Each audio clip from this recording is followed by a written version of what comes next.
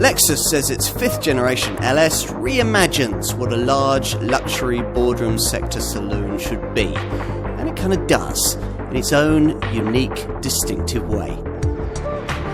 The original Lexus LS was the quietest car in the world at launch, and the Japanese engineers reckon that this 5th generation version continues that tradition.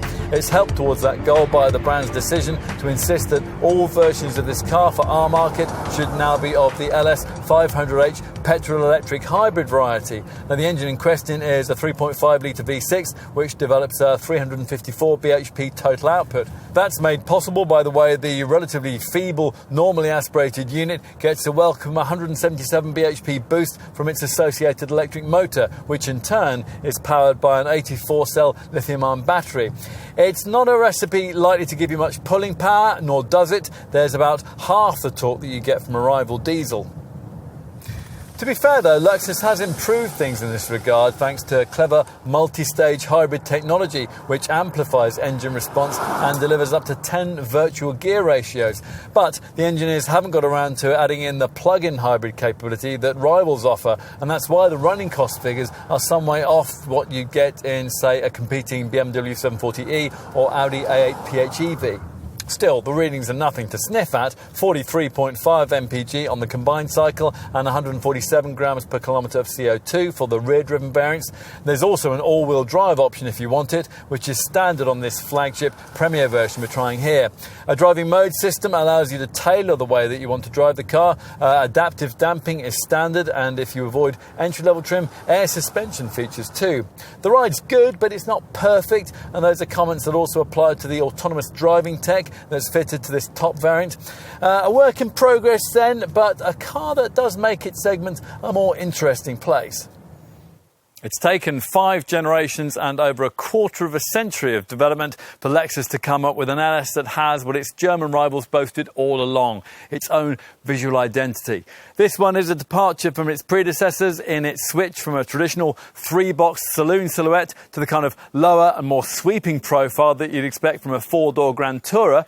A key change this time around, and one that Lexus might ultimately regret, is the brand's decision not to offer the kind of lengthier wheelbase body style that's available from every other main contender in the luxury large saloon segment. Now, the company thinks that isn't needed because this 5th generation LS has a wheelbase already extended by 35mm over the stretch version of the previous model.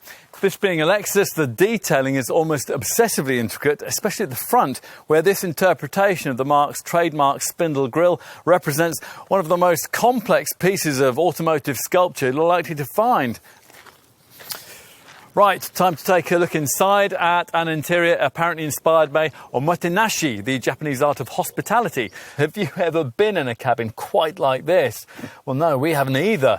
The attention to detail is obsessive, and it reflects the fact that every LS is signed off by a small team of so-called Takumi specialists. But it's not just the fit and finish, it's also the opulence of the materials used, like Art Deco wood produced with the help of the people who make Yamaha pianos. The stitched dashboard feels unique too, featuring a sweeping array of fixed horizontal metal fins spanning its full width, neatly concealing the movable fins that direct airflow from the air conditioning vents. If you can afford more and have this top Premier model, a pricey optional pleat pack gets you a couple of extra finishing touches. These delicate Kiriko glass inserts, they are a bit Liberace for our tastes, and this equally unique pleated door card finish, created using the time-honoured skills of origami paper folding. There's more unusual design in the distinctive instrument binnacle. An 8-inch TFT screen springs into life with animated graphics to start up and delivers a circular speedometer layout, and that changes in colour depending on the drive mode that you select. As for the other infotainment functions, well, accessing these via this maddening touchpad is, for us, still better than having to stab away at the touchscreen, as you'd have to in a rival Jaguar XJ.